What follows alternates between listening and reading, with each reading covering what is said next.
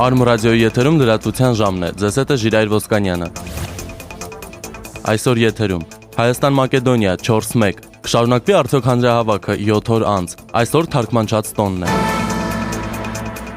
Երեկվանից հայերը ցնծում են, ֆուտբոլի Հայաստանի հավաքականը հանրապետական մարզադաշտում 4-1 հաշվով ջախջախեց Մակեդոնիայի ընտրանուն։ Հանդիպումից հետո երկար ժամանակ հայ երկրպագուների ցնծությունը չէր մարում։ Նրանք խմբերով շրջում էին քաղաքի փողոցներով, ծածանելով եռագույնն ու վանկարկելով Հայաստան։ Հաղթանակի բերկրանքը խտացել էր հանրապետության հրապարակում։ Ֆաների տրամադրությունը փոխանցվում էր ոչ ֆուտբոլասեր անցորդներին ու Հայաստանի հաղթանակով ոգեշնչված ամբողջ քաղաքը 3 բարձրաձայն կամ էլ մտքում ցնծում էր Հայաստան։ Վանկարկում էին Հայաստանի կազմում աչքի ընկած Մարկոս Պիզելիի, Հենրիխ Մխիթարյանի, Գևորգ Ղազարյանի եւ Արթուր Սարգիսովի անունները։ Կեցցեն տղաները, մենք հպարտանում ենք մեր հավաքականով։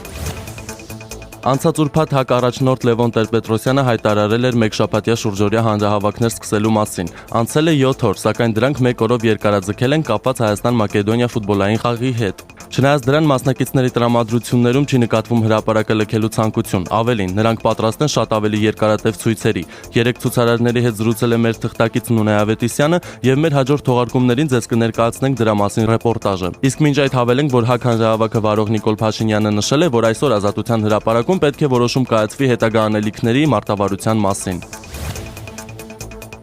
Այսօր հայաստանյաց առաքելական Սուրբ եկեղեցին տոնում է Սրբոց թարգմանչած հիշատակը։ Քարտեզի երեսին հազիվ երևացող մի փոքր ժողովուրդ 20 դար առաջ ստեղծեց եզակի սեփական այբուբենը, որն առանց փոփոխությունների գոյություն ունի մինչ օրս։ Սա միակ տարրային համակարգն է աշխարհում, որը համապատասխանում է յուրաքանչյուր հնչյունի։ Այդ իսկ պատճառով էլ հայերեն տառերով կարելի է գրել նույնիսկ արտասահմանյան բառեր։ Այս պահին Օշականում Մեսրոպ Մաշտոցի անունը կրող եկեղեցում է Արմ ռադիոյի լրագրող Սոնա Կարապետյանը։ Հետագա թողարկումներում սպասեք նոր մեկնաբանությունների։ Մաշտոցի շարականները հայ հասարակությունը հնարավորություն կունենա ունկնդրել նոր մեկնաբանությամբ։ Այսօր երեկոյան Նարեկացի արվեստի միությունում տեղի կունենա հեղինակ կատարող Վահան Արծրունու եւ երգչուհի Հասմիկ Բաղդասարյանի կատարմամբ Մաշտոց Սրբազան Մարգարիտներ ձայնասկավառակի շնորհանդեսը։ Մանրամասնում է Լուսինե Նորեկյանը։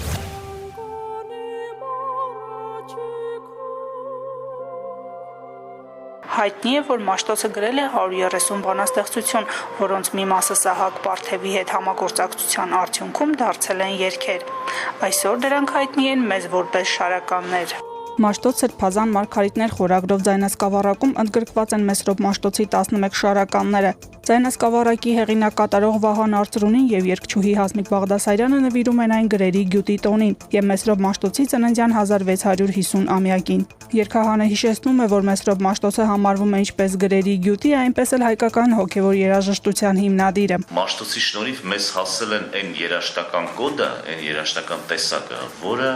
տալիս է մեզ պատկերացում մեր ինքնության մասին, ազգային ինքնության մասին, որովհետև շատ լավ գիտեք, երաժշտական բանաձևերը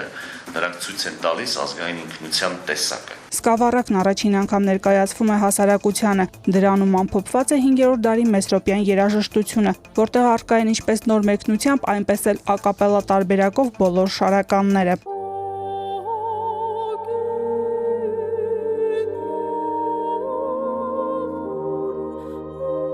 Ձայնասկավառակը լույս է տեսել 1000 օրինակով, որտեղ ամբողջությամբ ամփոփված են հայկական երաժշտության գոհարները։ Եվ այսօր մեր մշակույթը բոլոր լծակներն ունի ազդելու համաշխարհային երաժշտության վրա վստահ են բանախոսներն ու ավելացնում են, որ այս ձևաչափը, որտեղ ներկայացված է հոգևոր երաժշտությունը, ունի դրա բոլոր նախադրյալները։ Լուսինե Նորեկյան, Արմ ռադիո։ Այսօր հայ հանրությունը վերջին հրաժեշտն է տալիս վաստակաշատ հայ պարարվեստի անվանի երախտավոր Վանուշ Խանամիրյանին։ Ժամը 12:00-ից 14:00 Արամ Խաչատրյան համերգասրահում են մեկտեղվելու բոլոր նրանք, ովքեր սիրում, երկրպագում, աշխատում էին նրա հետ։ Բոլոր նրանք, ում համար նրա հեռանալը մեծագույն կորուստ է։ Նշենք, որ հուղարկավորությունը տեղի ունենալու Երևանի քաղաքային պանթեոնում։ Իսկ 3 Կոնդի Սուրբ Հովանես եկեղեցում տեղի է ունեցել վաստակաշատ արտիստի հոգեհանգիստը։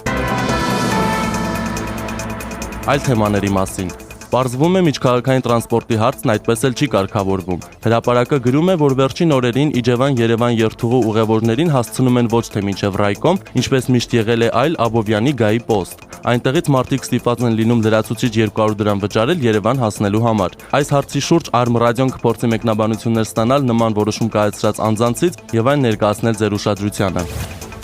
Թերթն անդրադառնում է նաև մեկ այլ թեմայի։ Լոռու մարզի ընդհանուր իրավասության դատարանում երեկ կայացել է մանկապղծության մեջ մեղադրվող Սերոբ Տեր-Պողոսյանի դատաքննությունը։ Մեղադրյալը 50 էջանոց ցուցմունք է տվել։ Դատաքննության ավարտին մեղադրող դատախազ Արամ Ամիրզատյանը որոշ մանրամասներ է հայտնել լրագրողներին, իսկ մեղադրյալն ընդունել է մեղքը հարցին պատասխանը հետևյալն էր. Չի շղթում այդ փաստերը, որ կա արձանագրված իր իսկ կողմից, սակայն տարբեր մեկնաբանություններ է տալիս, որի մասին ես հիմա կցանկանամ ոչինչ չասել։ Ինքն իր արարքները նորմալ չի ընդունում եւ ինչ որտեղ հայցում է նաեւ ներողամտություն, գրում է հրապարակը։